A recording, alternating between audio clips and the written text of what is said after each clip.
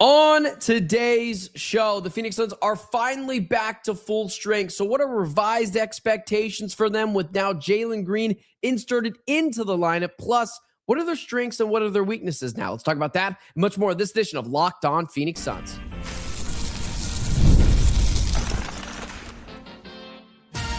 You are Locked On Suns, your daily Phoenix Suns podcast, part of the Locked On Podcast Network, your team every day.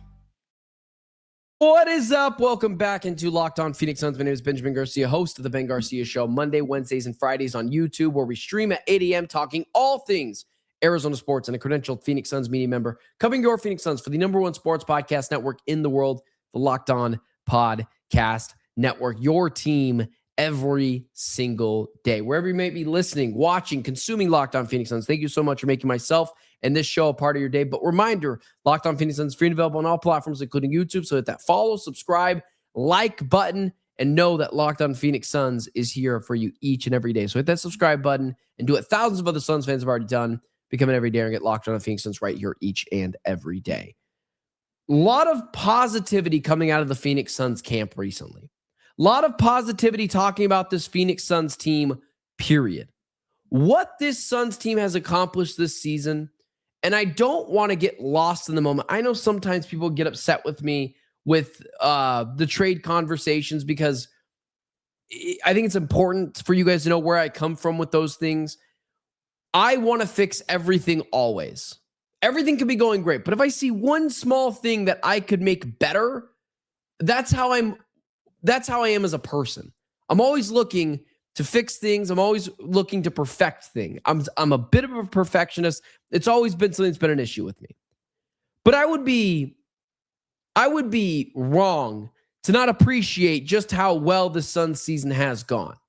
Because it's not just the best case scenario has happened for this Suns team, and I would argue this is even better than the best case scenario, where you now have a young nucleus where after getting Jalen Green last night, you say to yourself, man, even myself, who has had clear concerns about Jalen Green, which I will not apologize for. I feel like I'm the only one who has been honest and authentic about this conversation in the media. Fans are different. Fans want to react to it in other ways, and I'm totally okay with that.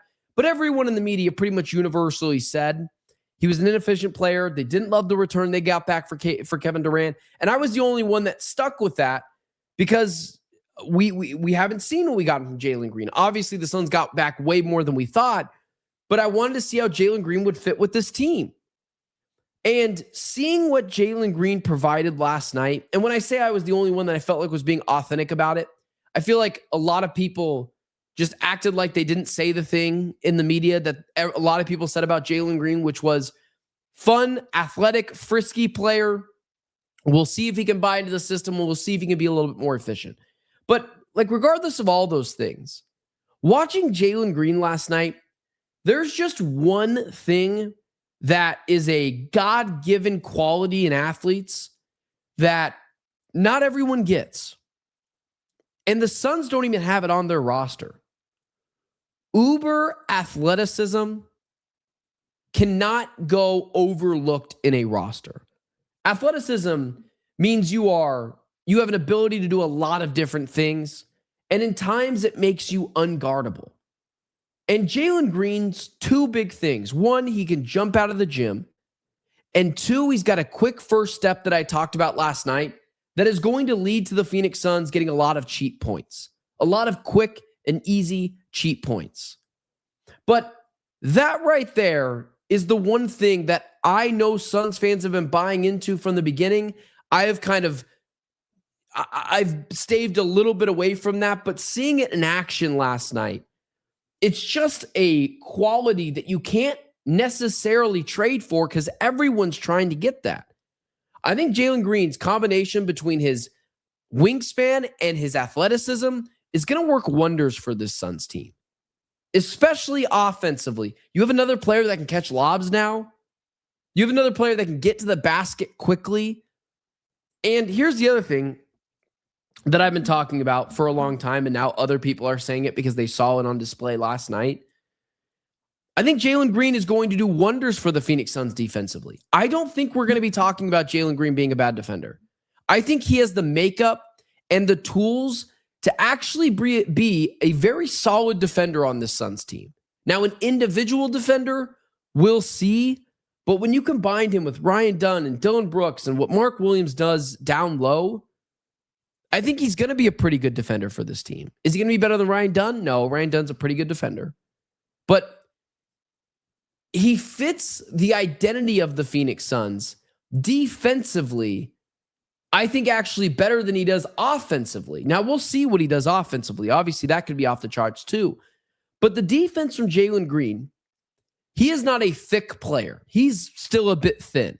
He's obviously a strong player, but he's not. He can be moved.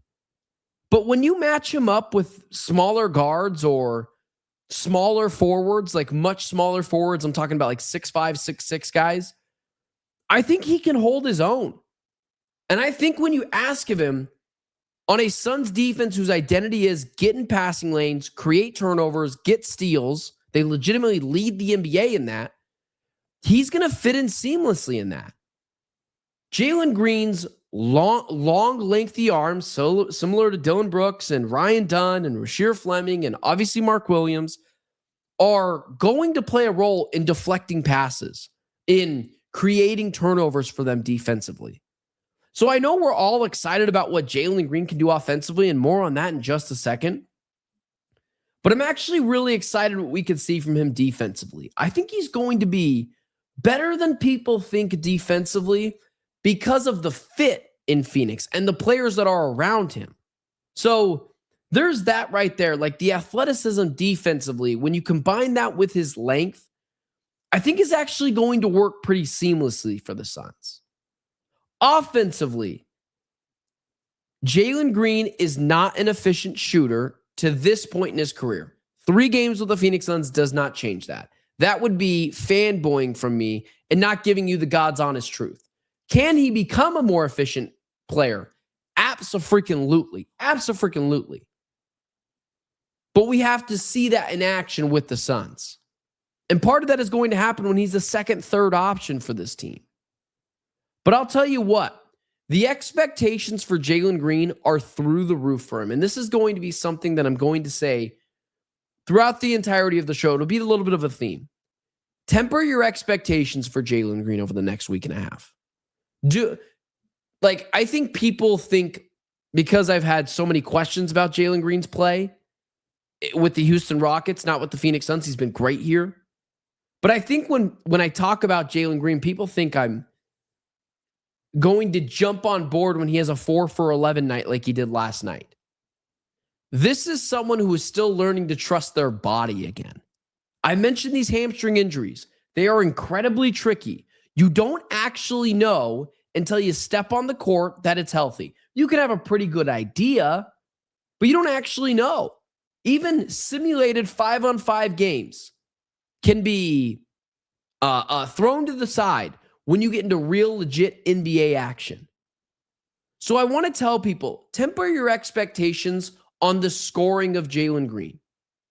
I think when he goes up for a jump shot, whether it's his in-between game or from the perimeter, I think that is going to be the last thing that comes from Jalen Green that we're all expecting to see from him at some point. The ability to shot create. Right now, I want you to measure the success of Jalen Green for the first week and a half, 2 weeks that he's in the lineup, in the rotation. I want you to measure it in what do his assists looks like? Or what do his assists look like? How is he creating for other players?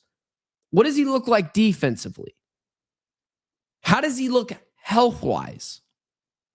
Those 4 questions are much more important than Jalen Green, the shot maker. We know those things will come at some point, potentially. But the other things are actually what's much more important. And what does it look like when can he buy into this culture of the Suns? I mentioned last night, I actually think sitting Jalen Green for obviously 30 straight games because he was injured gave him an idea of, this is a team mindset. I'm a part of a team. It's not just a me thing. And I think him seeing the success that the Suns have had to start the season, not even to start the season, halfway through the season, has alarmed Jalen to be ready to be more plug and play and buy into the system maybe quicker than he thought. And so that is the continued impact of Jalen Green. Of course, there's the other things. What does it look like when he's helping out Devin Booker? Can he make life easier on a player like Dillon Brooks? And I think all of those are very valid. But for now, the expectations should be tempered a little bit for Jalen Green. With that being said, we got some more things to talk about. What are the full strength expectations for the Phoenix Suns now? Well, kind of similar. Temper your expectations, and let's talk about that next. Today's episode is brought to you by TurboTax. Tax season doesn't have to take over your life this year. TurboTax is making it easier than ever to just hand things off and move on with your day. With TurboTax full service, you can have your taxes done for you by a trusted local expert, start to finish, without the stress or guesswork. Instead of spending hours of trying to figure out forms, you can meet with a local TurboTax expert in person or connect online. They handle everything from W-2s to self-employed forms and work to get you every deduction. You can upload your documents, go about your day, and get updates right in the TurboTax app. It's a huge time saver and gives real peace of mind knowing an expert is handling it. Listen, I personally use TurboTax on a multitude of different tax returns, and they always allow me to get the most back in my tax return. So for a limited time, you can have your taxes done by a local TurboTax expert for just $150 all in. If a TurboTax expert didn't file you for last year, just file by February 28th. Take taxes off your plate and get back to your life. Visit TurboTax.com/local to book your appointment today. Also, we launched our Everydayer Club here at the Locked On Podcast Network. Thank you so much for making Locked On Suns your first listen of the day. Thank you for making the Locked On Sports Podcast Network the #1 sports podcast network in the world. We launched our Everydayer Club. And what is it? A lot of you have been asking. It's access to an ad-free audio version for Locked On Suns, compatible with Apple Podcasts, Spotify, and every other major app. It's an invite to the members-only Locked On Suns group chat. Exclusive to national bonus shows, including the daily Locked On Sports Today audio podcast, a member-only Locked On merch store with exclusive gear, and 60% off on additional Everydayer Club member-level subscriptions. Because listen, it's hard to just pick one. So check that out, and thank you for continuously supporting Locked On Phoenix Suns. So what are the revised expectations for this Suns team at full strength? This is a positive show. Here's what I will say. Temper your expectations for now. Temper your Suns' expectations for now. It's not just a Jalen Green period of, I think, a grace period of a week and a half, 2 weeks, I think is fair for him to get his legs under him. I don't think there's anything you should judge in terms of shot making from Jalen Green immediately. Let him get his legs under him. Let him feel healthy. Let him trust his body.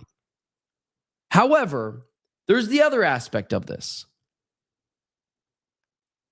The Phoenix Suns have built a chemistry, and a lot of it has been done on the next man up mentality.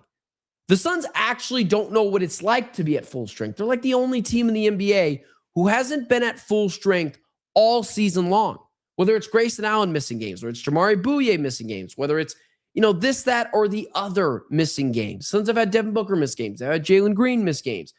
Dillon Brooks, I think, has missed a game. I think it was just one. But regardless, Ryan Dunn, guys have been in and out of the lineup this entire time. It is going to take the Suns.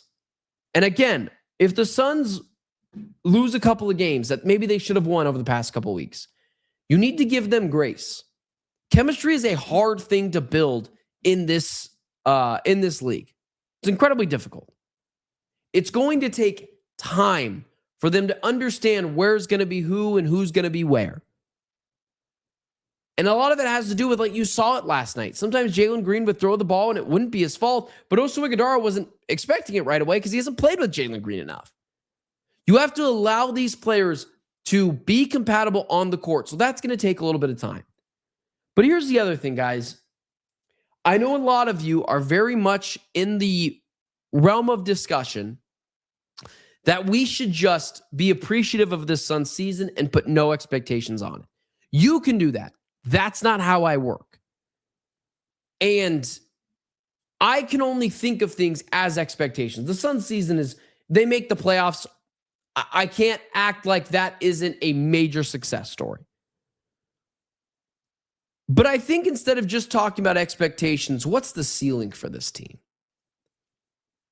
And I mentioned this on the Suns Jam Session podcast, and I've kind of briefly mentioned this a little bit before, but I think I've been the only one who's said this so far, and I want to put it out there because that's kind of my lane. Don't be surprised if the Suns are a Western Conference Finals team. Don't be surprised. I mean, you look at the rest of the NBA and the standings right now in the NBA. In the Western Conference, the Phoenix Suns are the 6th seed. But you look at the 5th and 4th and 3rd seed, the Suns are 2 games out of the 3rd seed in the Western Conference. They are 3 games out from the 2nd seed in the Western Conference. And I know the Oklahoma City Thunder scare you. They scare me too. The San Antonio Spurs do not. The Denver Nuggets, when fully healthy, do.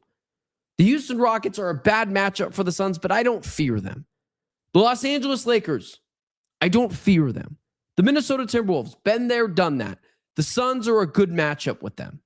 The Golden State Warriors, the Portland Trailblazers, the Los Angeles Clippers. I'm not saying the Suns could be a Western Conference Finals team if everyone is healthy. I don't think that, or if the entire of the NBA is healthy.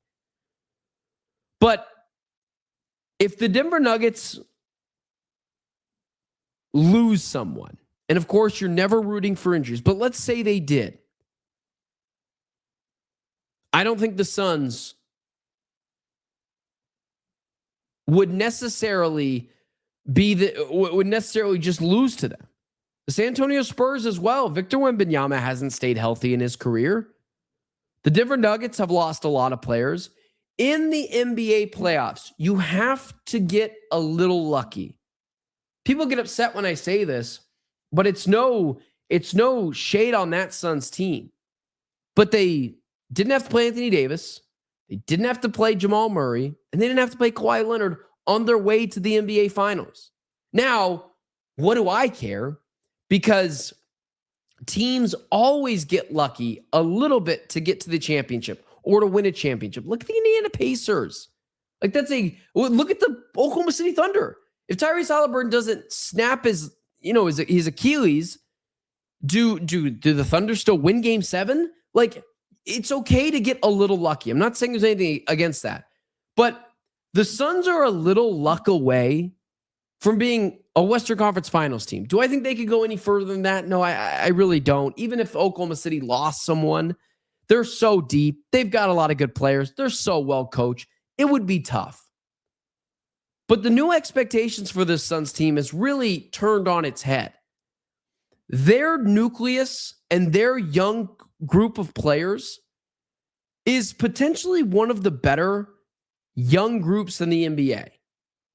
It is what has made picks in terms of selecting in the draft kind of irrelevant for this team. Now, do I want picks to potentially go out and land a big player? Absolutely. But am I going to be upset not necessarily participating in the NBA draft as much as I would be in future years? Sure. But this nucleus is here. And it's one of the better young nucleuses in the NBA. And if Jalen Green is as good as a lot of you think he is, and I think with the potential that I see in him, you're talking about this team being one of the best young nucleuses in basketball. And young nucleuses overachieve all the time. Look at the Oklahoma City Thunder just a couple of years ago. look at the Indiana Pacers last year, I think it's fair to have your expectations still be, let's make the playoffs. But don't think that this team couldn't potentially make a run at a Western Conference Finals appearance. Because day by day, it becomes more of a reality, even if that reality is still slim. What are the Suns' strengths and weaknesses on this team? Let's dive deep into that, and let's get really into those weaknesses, because I think there's a way to combat them. Let's talk about that next. Today's episode is brought to you by Quo. New year, new systems. This is the time when a lot of us look at the messier parts of how we run our business and think, God, man, there's got to be a better way. And there is. Streamlining your communication is one of the quickest upgrades you can make. That's why today's episode is brought to you by Quo, spelled Q-U-O, the smarter way to run your business communications. Because when your team is reachable, organized, and communicating in one place, you're not just working cleaner, you're creating more opportunities to connect with customers. I love how simple Quo makes everything. Your whole team can call and text from one shared business number, so nothing gets missed. Everyone sees the full conversation thread, which makes replies faster and more personal. It works right from your phone or your computer, and you can keep your existing number too. And Quo's smart AI tools automatically log calls, summarize conversations, and highlight next steps, so details never slip through the cracks. It's no surprise Quo is the #1 rated business phone system on G2, trusted by more than 90,000 businesses. From solo operators to growing teams, make this year where no opportunity and no customer slips away. Try Quo for free, plus get 20% off your first 6 months when you go to quo.com/lockedonnba. That's QUO.com/lockedonnba. Quo, no missed calls, no miss customers. So we know the strengths of this Suns team better than we know our weaknesses. What I will say about this Suns team, when you talk about their strengths, there's few teams in the NBA that have a Devin Booker. And Devin Booker, especially in the clutch, is a real strength. But you know that. I don't need to dive super deep into that. Jalen Green is a strength of this team. His ability in terms of athleticism and getting to the basket is a strength. Here's a strength that I don't think much people talk about. Dillon Brooks is like a fringe all-star player this year in the NBA. If he made the all-star game, I wouldn't be super surprised. But he is so good defensively that when you then add his offensive nature to this Suns team, which, make no mistake about it, for Dillon Brooks this year, he is not only shooting a career high from the field, but he is also becoming a better three-point shooter as the season continues to go on. So when I talk about him being a potential all-star player, 20 points per game on nearly shooting 35% from three from the field, that was just at 30% a couple of weeks ago, and he's shooting 44% from the field. The Suns have a lot of guys on their teams that are tough shot makers, and that matters. So we know their strengths. Jordan Knott has become a strength. Some of Jordan Knott is a weakness, but that is more his lack of experience that just other coaches might have on him that will come with time. So the Suns have some strengths. We know about that team. What are the Suns' weaknesses, and how can they combat that? Well, here's one right off the bat. Suns aren't a good rebounding team. They're not. They also turn the ball over far too often. Their assist-to-turnover ratio in the NBA is one of the worst in the NBA. So it's not great. The thing that is going to eat the Suns alive is the fact that they are a bad rebounding team and they can't protect the painted area when Mark Williams is not on the floor. They don't trust Nick Richards, and they don't think Kaman Malawach is ready yet. One way you could protect the paint a little bit better is play more Kaman Malawach, who tonight looked really good in the G League, but they clearly don't feel good about him enough to put him out on the floor. So how are the Suns going to combat the fact that they are a terrible rebounding team, the fact that points in the paint are an issue, offensive rebounding is an issue? They got to create more possessions. They got to create more shots. And how do they do that? By forcing turnovers, by continuously being the best team in the NBA in steals. The way the Suns are going to combat without trading, and we're not talking about trades, the way the Suns are going to combat them being small is by forcing mistakes by the other team, is by becoming so good in the passing lanes that the way you are going to make opposing teams pay is turnovers and getting points off of turnovers. One thing that I'm going to be taking a look at for the Phoenix Suns over the next couple of weeks is going to be, what does their rebounding battle look like, plus their paint battle look like, and then their turnovers. I don't think it's very possible for the Suns to win games where they're out-rebounded, outdone in points to the paint, and they have more turnovers than the other team. Because the way the Suns are going to combat that is by getting out in transition, pushing the pace, even though they're not a great pace team, forcing the turnovers, and making teams pay for making turnovers. The Suns don't do that enough. They don't make teams, when they have them commit turnovers, for make them pay for it. So if the Suns are going to combat on one end, where a team is getting points in the paint and getting extra rebounds and getting extra possessions, the way that they're going to even the score in that is having the team turn the ball over and getting points off of turnovers. Those are free possessions that the Suns need to take better advantage of. Because as you guys have talked about numerous times, and I understand, you're not really interested in trading for a player. So you're going to have to do it artificially. You're going to have to manufacture a way to outdo the opposing team who's killing you in points in the paint. And what you have to do is force turnovers, get out in transition, get cheap buckets, and win the game that way. Small ball style. It's not the most effective way, but it's how the Suns are going to win these games. So I thought it was interesting for tonight with Jalen Green back in the lineup, and Jamari Bouye had an assignment tonight with the Valley Suns, so he was there as well, where we could reevaluate what this team looks like at full strength. And golly, man, I hope we're talking about this team being at full strength for an extended period of time, because I'm so sick and tired of covering all the injuries. But with that being said, hit that like, share, subscribe button. Follow me on all social media platforms right here at Ben Garcia Show. Appreciate you guys tuning in to Locked On Phoenix Suns each and every night. But I want to tell you, there will be a show obviously tomorrow, and there will be a show on Friday night post Suns Hawks. Obviously, we missed on Monday. I want to make up that show. We'll do that show on Friday. So follow me on all social media platforms at Ben Garcia Show. Tell me things in the comment section that maybe you want my opinion on for the next show. Would love to do that and take maybe some Q&As from you guys. And hit that like, share, subscribe button. Appreciate you guys being here. Stay safe. And until next time, I'm Benjamin Garcia. It's been Locked On Phoenix Suns. See you guys tomorrow.